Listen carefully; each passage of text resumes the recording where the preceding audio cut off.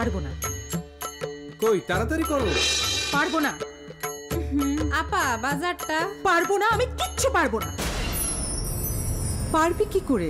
Fridge নষ্ট হলে কি মাথা ঠান্ডা থাকে? মাথা গরম হবে না? যতবার ঠিক করালাম সেই খরচে নতুন কিনতে পারতাম। এই জন্যই তো র্যাঙ্কস রেফ্রিজারেটর। আকর্ষণীয় রং, বিভিন্ন সাইজ, প্রচুর জায়গা।